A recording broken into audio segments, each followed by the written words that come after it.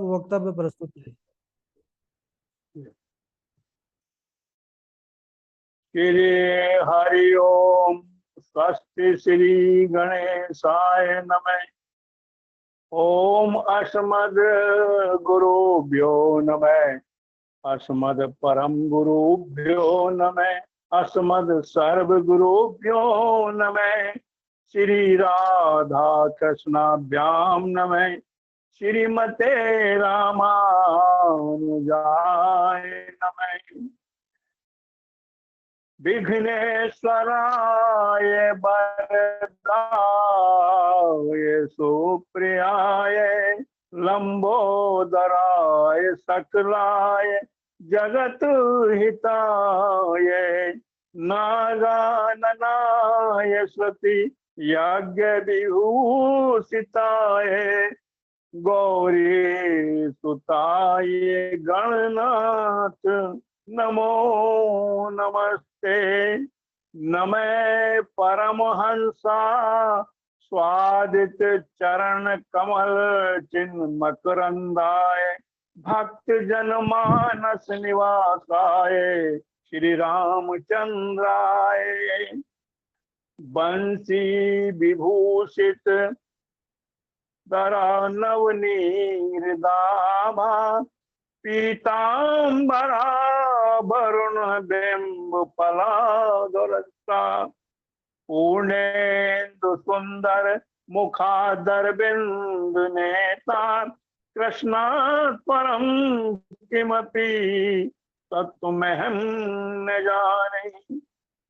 नारायणं नमस्कृत्यं नरं चैव नरोत्तमं देवी सरस्वती व्यासं ततो जयमुदीरयेत्। कृष्णं त्वदीयाय पद पंकज पंचरान्ते अद्यैव ते विशतु मानस राजवंशे। प्राण प्रयाण समय कफ बात पित्तई कंठावरोधेन विदु स्मरणं कुतस्ते। बर्रहा पीडम नटवर बपु कर्णियो कर्णिकारम बिभ्रद्वास कनक कपिशम वैजयंती च मालाम। रंधान वेणुधर सुधिया पूर्यन गोप वृंदई वृंदारण्य सुपद रवणम प्रवीशदम गीत कीर्ति। करार बिंदेन पदार बिंदम मुखार बिंदम विनियंतम बट्ये पत्रस्य पुटस्य यानम बालम मुकंदम मनसा स्मरामि। अंजनानंदनम वीरम जानकी शोकनाशनम कपीशमत्सहंतारम वंदे लंका भयंकरम। हयग्रीव हयग्रीव हयग्रीवेति यो वदेत् तस्य निरसरते वाणी जहन्नु कन्या प्रभावते। राधा साध्यं साधनं यस्य राधा मंत्रो राधा मंत्रदात्री च राधा। सर्व राधा जीवनम यस्य राधा राधा राधा वाचिकीं तस्मै मुखं करोति वाचालां पंगुं लंघयते गिरिं यत्कृपालतमहं वन्दे परमानंद माधव। भक्त भक्ति भगवंत गुरु चतुर नाम बपुए इनके पद बंधन किए ना सत विघ्न अनेक। अनंत कोटि ब्रह्मांड नायक अचिंत्य कल्याण गुणगण निधान सर्वेश्वर सर्वाधिपति अकारण करुणा वरुणालय अकारण करुणाकारक सकल जन कल्य शापहारक परात पर पार ब्रह्म अनंत कोटि कंदर्प दर्प दलन पट्यान निर्गुण निराकार सगुण साकार जगदायक बंधु करने के सिंधु सच्चिदानंद घन परमात्मा।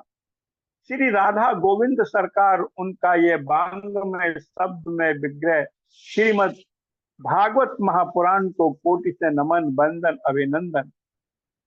परम आराध्य राधा रमन बाधारण नंद नंदन यशोदानंदन श्याम सुंदर वासुदेव देव की परमानंदम एवं उनकी आराधनी शक्ति प्राण प्रिया ब्रस भानु नंदिनी बरसाने वाली श्री किशोरी जी राधा रानी जी के युगल चरणार बिंदों में दास का बारंबार प्रणाम। समुपस्थित भगवत भक्त भागवत कथानुरागी प्रेमी सज्जनों, भक्तिमयी करुणामयी मात्र शक्ति भगनी बांधो एवं समस्त भूतादिक गणों, या राम मैं सब जग जानी करहूं प्रणाम जोर जुग पानी। सिया राम मैं सब जग जानी करहूं प्रणाम जोर जुग पानी।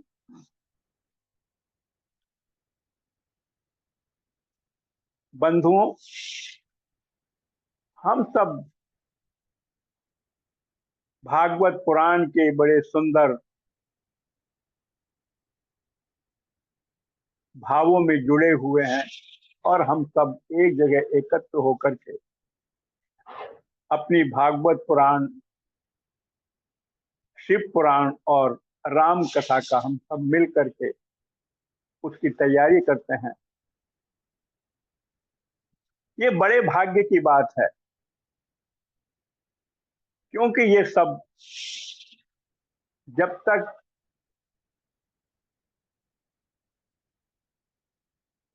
भाग्य उदय नहीं होता है, पुण्य उदय नहीं होते हैं, तब तक हम इस मार्ग में चल नहीं सकते।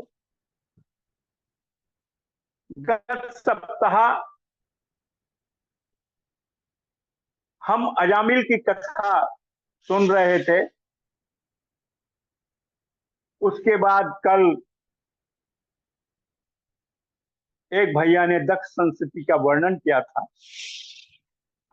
और उन्होंने अपना प्रवचन यहां तक या प्रस्तुति यहां तक की थी कि ब्रह्मा जी के नीति वचन को सुनकर देवता विश्व रूप के पास चले जाते हैं और उनके चरणों में प्रणाम कर कहते हैं, क्योंकि उनका राज्य जो है उनसे छिन गया था, इसलिए उनकी बात मानकर ब्रह्मा जी की वो विश्व रूप जी के पास जाते हैं और उनके चरणों में प्रणाम कर कहते हैं, आचार्यो ब्रह्मणो मूर्ति पिता मूर्ति प्रजायते भ्राता मर्तो पे मूर्ति माता साक्षात क्षिप्रते स्तनु। आचार्य वेद की मूर्ति है, पिता ब्रह्मा की, भाई इंद्र की और माता साक्षात पृथ्वी की मूर्ति है। बेटा विश्वरूप, दैत्यों ने हमारा राज्य छीन लिया है, इसी से हम दुखी हो गए हैं, हम आपकी शरण में आए हैं। आप अपने तपोबल के प्रभाव से हमें हमारा राज्य पुनः दिला दीजिएगा और हम आचार्य रूप में आपका वरण करते हैं। विश्व रूप ने कहा, देवताओं, पुरोहित का कार्य अति निंदनीय है। पौरोहित्यं याचकत्वं मठाधीश स्वयमेव च करोति यदि देवोपि स्वान् योनि समश्नुते। पुरोहित का कार्य, याचना का काम और मठाधीश का कर्म यदि देवता भी करें तो उनका जो पुनर्जन्म होगा उस स्वान योनि में होता है। पंच तंत्र में कहा गया है, नरकाय मतिस्ते चेत पुरोहित तम समाचरे वर्षयातं किमन्येन मठ चिंताम दिनत्रयम्। जिसे नरक में जाने की इच्छा हो वह 1 वर्ष के लिए प्रोताई का कार्य कर ले अथवा 3 दिन के लिए मठाधीश बन जाए। परम पूज्य तुलसीदास जी भी कहते हैं, उपरोहित कर्म अति मंदा, वेद पुराण स्मृति करि निंदा। पुरोहित कर्म की वेद पुराण और स्मृति आदि ने भी निंदा की है, परंतु देवताओं तुम मेरे यहाँ याचक बन के आए हो, इसलिए मैं तुम्हारी कामना अवश्य पूरी करूंगा। विश्व रूप के इस प्रकार से कहने पर देवताओं ने विश्व रूप का पूजन किया है और आचार्य के रूप में उसका वर्ण किया। विश्व रूप ने देवताओं के लिए नारायण कवच का उपदेश किया है और कहा कि देवताओं जब भय का अवसर उपस्थित हो उस समय नारायण कवच से अपनी रक्षा करनी चाहिए। और उसकी विधि यह है, सर्वप्रथम स्नादि करके उत्तर की ओर मुख करके बैठ जाए और पवित्र धारण करे, प्राणायाम, और तत्पश्चात क्या करना है, ओम नमो नारायणाय, ओम नमो नारायणाय, ओम नमो भगवते वासुदेवाय, ओम नमो भगवते वासुदेवाय। इन दोनों मंत्रों से अगन्यास करे, करन्यास करे और 6 शक्तियों से युक्त भगवान का ध्यान करे और कवच का पाठ प्रारंभ करे। ओम श्री हरि विद्यानमं सर्वरक्षान् यस्तांघ्रि पदम पतगेन्द्र पृष्ठे दरारि चरमा सिगदेषु चापम पाषाण दधानोस्तु गुणेषु वायु। भगवान श्री हरि जिनका चरण कमल गरुड़ की पीठ पर स्थित है और अणिमादि 8 सिद्धियां जिनकी सेवा कर रही हैं, उन्होंने अपने हाथों में शंख, चक्र, गदा, ढाल, तलवार, धनुष बाण और पाश बाण ले रखा है। ऐसे ओंकार स्वरूप भगवान श्री हरि मेरी सब ओर से रक्षा करें। जल में जलचर जीवों से मत्स्य भगवान मेरी रक्षा करें, स्थल पर बामन भगवान मेरी रक्षा करें, आकाश में त्रिविक्रम भगवान मेरी रक्षा करें और प्रहत काल में हाथ में गदा लिए हुए भगवान केशव मेरी रक्षा करें, मध्याह्न में सुदर्शन चक्रधारी विष्णु मेरी रक्षा करें और सायंकाल में भगवान माधव मेरी रक्षा करें, रात्रि में भगवान पद्मनाभ मेरी रक्षा करें और मेरी बुद्धि यानी इंद्रिय चतुष्ट, बुद्धि, इंद्रिय, मन और प्राण, इसकी श्री हरि के राम रूप, वाहन और आयुध आदि जो है मेरी रक्षा करें। देवराज इंद्र ने नारायण कवच से तुम अपने आप को सुरक्षित कर लो और इसके प्रभाव से तुम शत्रु पर विजय प्राप्त करोगे और अपना राज्य पालोगे। इस कवच पर तनिक भी संदेह नहीं मत करना। एक बार पूर्व काल में कौशिक गोत्र एक ब्राह्मण था जो नारायण कवच को धारण कर मृत्यु को प्राप्त हो गए और जिस स्थान पर उनकी अस्थियां पड़ी हुई थी उसके ऊपर से एक बार चित्ररथ नाम का गंधर्व अपनी पत्नी के साथ विमान पर बैठकर जा रहा था। जैसे ही उस भूमि के पास पहुंचा वह विमान सहित धड़ाम से जो है पृथ्वी पर गिर पड़ा। यह देखकर उसके आश्चर्य की सीमा न रही। वह बालकृत्य ऋषि के पास पहुंच तब उन्होंने बताया यह नारायण कवच की महिमा है। जिसकी अस्थियों में इतना प्रभाव है, आकाश से धरती में गिर जाए। चित्ररथ ने जब यह सुना, तब उन्होंने उन अस्थियों को सरस्वती नदी में प्रवाहित किया और फिर उन्होंने आगे की यात्रा प्रारंभ कर दी। देवराज इंद्र ने जब इस प्रकार नारायण कवच महिमा को सुना, तो उसे धारण किया और दैत्यों पे प्रजा विजय प्राप्त कर पुनः स्वर्ग की जो है प्राप्ति की। एक दिन देवराज इंद्र ने देखा कि विश्व रूप जो है प्रत्यक्ष रूप से देवताओं को आहुति देते हैं, परंतु अप्रत्यक्ष रूप से वो असुरों को भी आहुति दे रहे हैं। यह देख इंद्र को क्रोध आ गया और उसने विश्व रूप का वध कर दिया।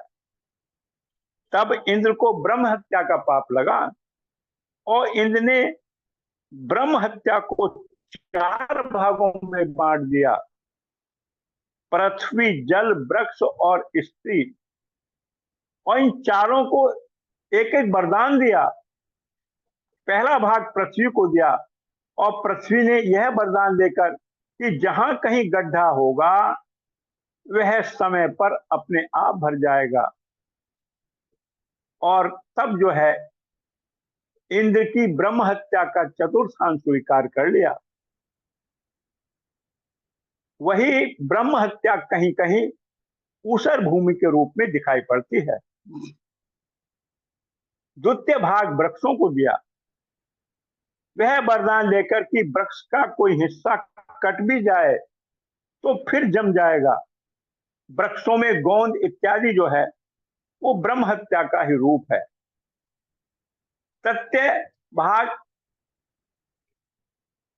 जल को यह वरदान देकर दिया कि निरंतर खर्च करते रहने पर भी कभी समाप्त नहीं होगा। निर्झर आदि के रूप में, अर्थात बूंद बूंद आदि के रूप में, आप या झाग के रूप में, ब्रह्म हत्या के रूप में दिखाई देंगे। और चतुर्थ भाग उन्होंने जो है स्त्री को दिया, उन्हें यह वरदान दिया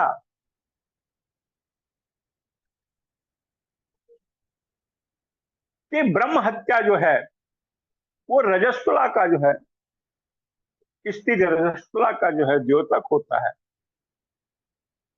लेकिन उन्होंने ये भी कहा कि आप निरंतर स्वस्थ रहेंगे। इससे विश्व रूप की मृत्यु के बाद ऋषि त्वष्टा बहुत क्रोधित हो गए और उन्होंने यज्ञ किया। उस यज्ञ से इंद्र के शत्रु के रूप में एक भयानक दैत्य प्रकट हुआ। उनसे एक यह भूल हो गई, वो क्रोध में थे, इंद्र की मृत्यु के लिए वो जो मंत्र बोल रहे थे, हतु पुत्र ततस्त्वष्टा जुहोबेन्द्र शत्रुवे इंद्र शत्रुर्विवर्धस्ते माचिर जहि विद विषम। इंद्र शत्रु इस शब्द में अन्य तयोदात के स्थान पर आदयोदात का प्रयोग हो गया, जिससे अर्थ बदल गया। इंद्र को मारने वाले पुत्र के स्थान पर इंद्र के हाथों मरने वाले पुत्र का अग्नि से जन्म हुआ और वह एक विशाल काय दानव निकला। देखते देखते उसने अपने शरीर से चारों ओर की दिशाओं को आच्छादित कर लिया और आवृत कर लिया, इसलिए उसका नाम जो है वृतासुर हुआ। अब हम वृतासुर के चरित्र में प्रवेश करते हैं। वृतासुर ने अपने पिता त्वष्टा को प्रणाम किया, प्रार्थना की कि पिताजी आप मुझे आज्ञा दीजिएगा। पिता त्वष्टा ने कहा कि देवताओं सहित इंद्र का वध करो। और उन्होंने कहा कि ठीक है पिताश्री, आपका आदेश सर आंखों पर। आज्ञा पाकर उन्होंने देवलोक पर चढ़ाई कर दी और सभी देवताओं को भागना पड़ा। सभी देवता इंद्र के साथ भगवान विष्णु की शरण में गए, उनसे प्रार्थना करने लगे। देवताओं की प्रार्थना सुनकर भगवान श्री हरि ने कहा कि इसमें देर करने की जरूरत नहीं है, तुम लोग ऋषि शिरोमणि दधीची के पास जाओ और उनसे उनके शरीर का दान मांग लो।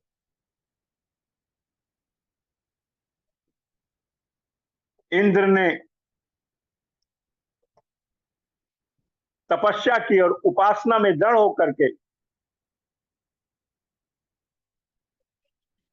उनके पास जो है वो पहुंचता है और महर्षि दधीची से जो है वो उनके शरीर का दान मांगता है और ये कहता है कि देवताओं के लिए उसके आपके शरीर जो है आवश्यक है, क्योंकि आपकी अस्थियों से जो वज्र बनेगा उसी से वृत्रासुर का जो है वो वध होगा। और मुझे इस कार्य के लिए जो है श्री हरि प्रभु ने जो है मार्गदर्शन किया।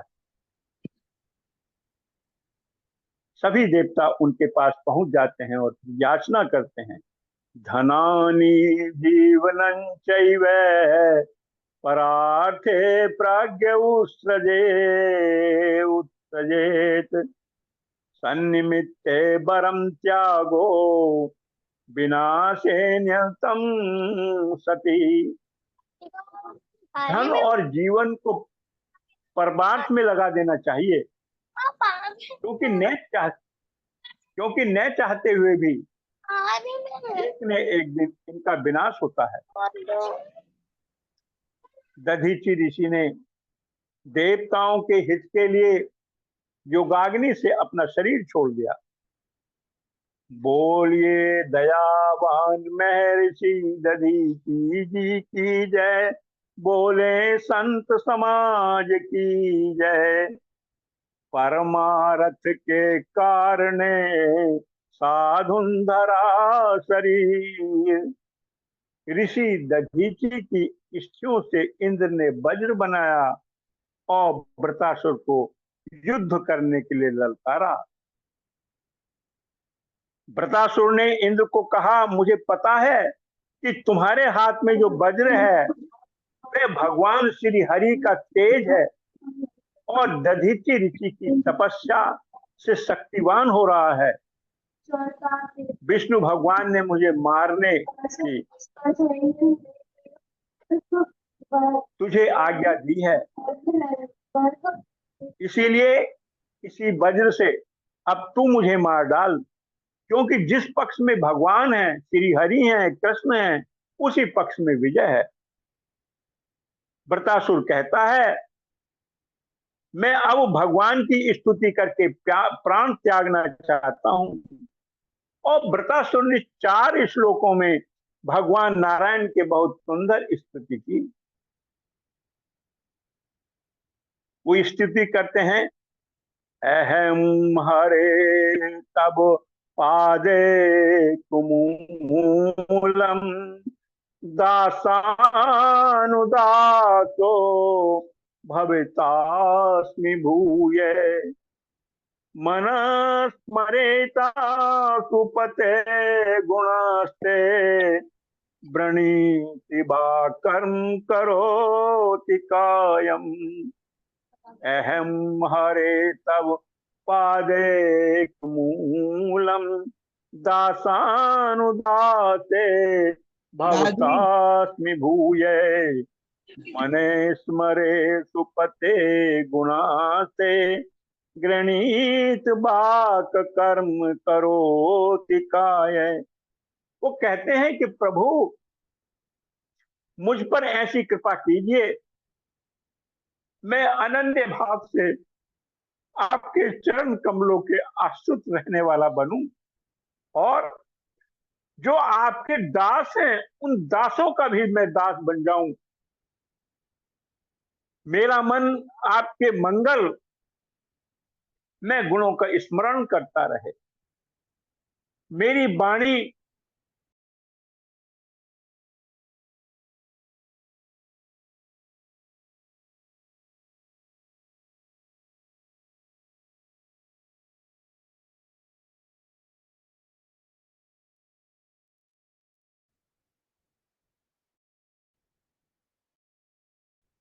निनाद प्रस्थम न च पारमेशम न सार्वभौमम न रसाधिपत्यम न योग शुद्ध पुनर्भवाम्ब समंजस्वाम बिरहप्तिकां से।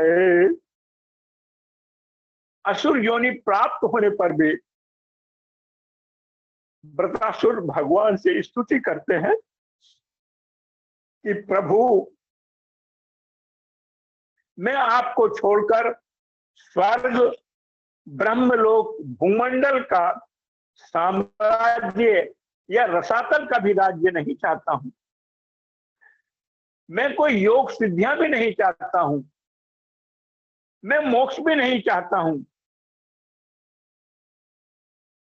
तो कहते हैं, भगवान क्या आपको फिर क्या चाहिए?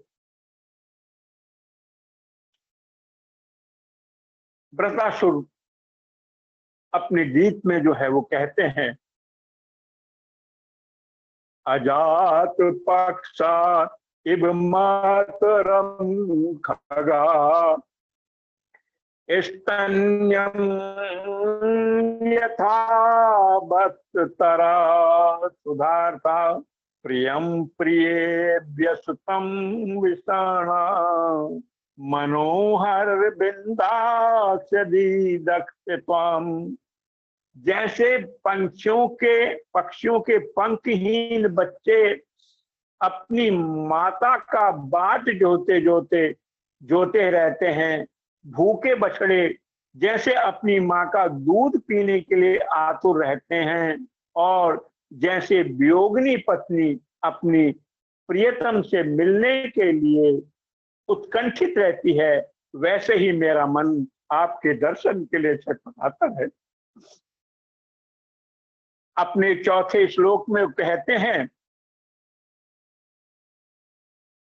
ममोत्तम इसलेख जने सुसख्यम संसार चक्रे भ्रमते स्वकर्म भी तन मायया आत्मा तम जदार गेहेश वा शक्तम चित्तस्तेन नाथ भूयात्। प्रभु, मैं मुक्ति नहीं चाहता। मेरे कर्मों के फलस्वरूप मुझे बार बार जन्म मृत्यु के चक्कर में चाहे भटकना पड़े, इसकी मुझे परवाह नहीं है। परंतु मैं जहां जाऊं, जहां भी रहूं, जिस योनि में रहूं, वहां भगवान के प्यारे भक्तों से मेरी प्रेम मैत्री बनी रहे। बंधुओं, असुर हो तो वृत्रासुर जैसा क्या सुंदर स्तुति की, और ऐसी स्तुति तो देवताओं ने भी भगवान की नहीं की। वृत्रासुर ने भगवान से कुछ नहीं मांगा, भगवान को मांगा। और हम भगवान से मांगना भी नहीं चाहिए, हमको केवल भगवान को ही मांगे। भगवान की दृष्टि में मंदिर के बाहर खड़ा एक व्यक्ति और मंदिर के अंदर खड़ा हुआ दूसरा व्यक्ति, वो दोनों ही याचक हैं। मंदिर के बाहर खड़ा हुआ भी और मंदिर के अंदर खड़ा हुआ भी, बस फर्क इतना है, मंदिर के बाहर खड़ा व्यक्ति संसार से मांगता है और मंदिर के अंदर खड़ा हुआ व्यक्ति भगवान से मांगता है। मित्रों, मैं जनमानस से यही कहूंगा, न संसार से मांगो न भगवान से मांगो, और मांगना है तो उस गोविंद को मांगो।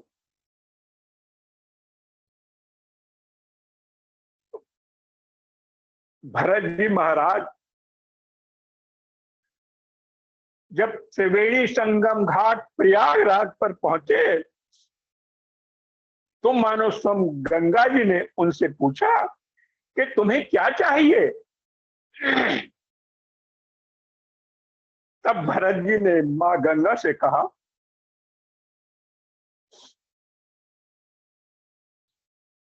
अर्थ ने धर्म ने काम रुचि, गति न चहूं निर्वाण।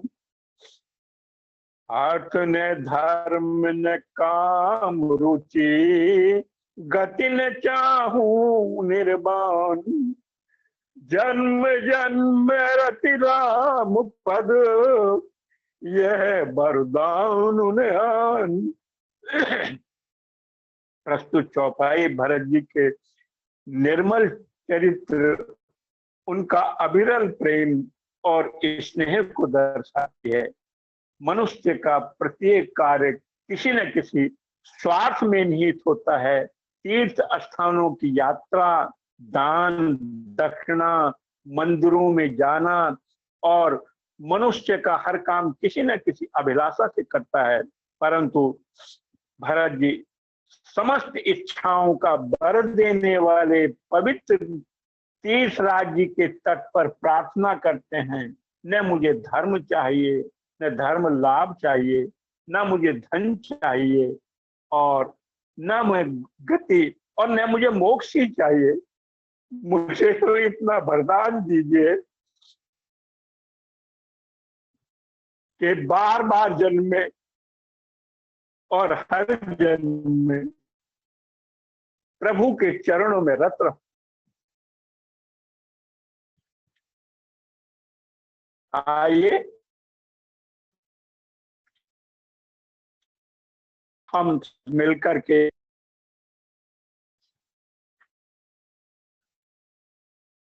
ओम नमो भगवते वासुदेवाय।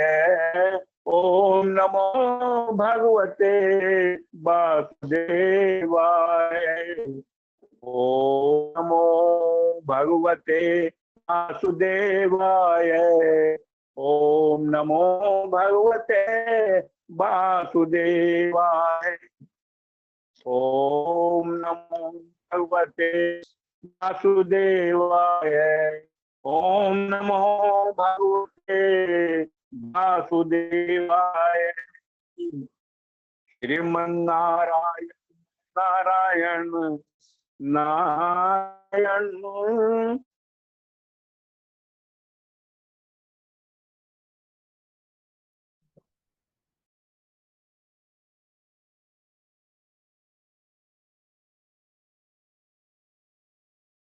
नारायण नारायण नारायण। नाता एक राम जी से दूजा नाता तोड़ दे। आशा एक राम जी से जीना आशा छोड़ दे। नाता एक राम जी से दूजी नाता छोड़ दे। आशा एक राम जी से दूजी आशा छोड़ दे। सुख दुख हानि लाभ, सुख दुख हानि लाभ सहित कहिए। सीताराम सीताराम सीताराम कहिए। जाहि विधि राखो राम, ताहि विधि रही।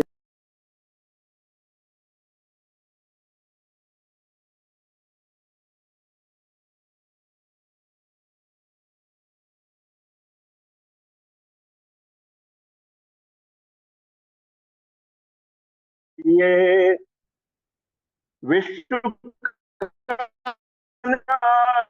हमें लाभ चाहिए।